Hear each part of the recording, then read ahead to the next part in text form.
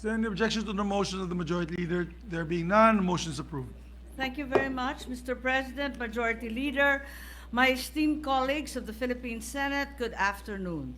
Today I submit to this chamber Committee Report Number 4, sponsoring herewith Senate Bill 1306, an act entitled Postponing the December 2022 Barangay and Sangguniang Kabataan Elections, amending for the purpose RA 9164 as amended by RA 9340, RA 10632, RA 10656, RA 10923, RA 10952, and Republic Act 11462, and for other purposes.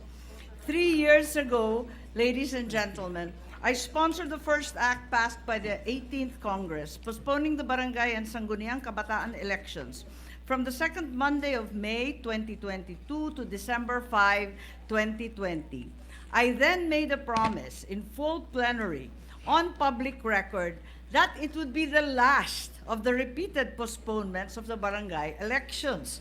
Today, in the immortal words of the late great Senator Miriam Defensor Santiago, let me confess, just as she did, I lied. I lied. Levity aside, there are compelling reasons why I must renege on that promise. The fact that the barangay and Sangguniang Kabataan elections have been postponed relentlessly through decades merely underlies the unfinished business of deeper issues plaguing both the barangay and Sangguniang Kabataan systems. Unang-una, halos taon-taon na tayong nag-e-eleksyon. At kung tutuusin, napakaikli ng 3 taon para gampanan ang napakabigat na trabaho sa barangay. Responde sa tuwing may bagyo, maghahabol ng magnanakaw, mamamagitan sa kapitbahay kapag tumawid ng baboy sa bakuran, pati sa away ng mga asawang nagseselos, lagot sikap. Nung tinamaan tayo ng COVID, sila ang sadyang naging frontliners mula sa ospital hanggang sa bahay-bahay, maging sa bukid at lansangan. Love ko si Kap, ang sabi ni Senator Bong Revilla. Sabay rin si Senator Lapid, Cayetano, Ejercito, Escudero, Estrada, Tolentino, na tulad ko na nilbihan sa lokal. A quick review reveals that every barangay election since 1989 has been postponed, resulting in an actual extension of term averaging 4 to 5 years. Hence, I propose that the term of barangay and SK officials be finally extended to 6 years and permanently fix their elections every May, the year following presidential elections. In fact, I have filed Senate Bill number 1195 last August 16, 2022, positing just such an extension and fixing the dates for both the barangay and SK elections for good. Man din di ko tanggap bilang dakilang Ilocana ang gastos na nilalaan sa kada eleksyon. Manual lang nga at hindi automated, pumapatak pa din ng bilyon-bilyon. Sa hirap ng panahon ngayon, hindi ba dapat tayong puspusan magtipid? Magagalit higit sa lahat si Senator Angara sa atin na panay ang hanap ng pera. There is likewise a need to revise and streamline the present Sangguniang Kabataan system. In particular, the feasibility of abolishing the Federasyon ng Sangguniang Kabataan at the barangay level, only maintaining it at the city and municipal levels. Ironically, the good intention of our first anti-dynasty legal provision contained in the SK Charter, disqualifying relatives up to the second degree of consanguinity of affinity to any incumbent official, has rendered ineligible a large class of voters, particularly in the small barangays of 200, 300, 400 voters, where almost everyone is blood-related or by marriage. In my view, instead of an SK federation, a single SK representative in every barangay or municipal council should be considered.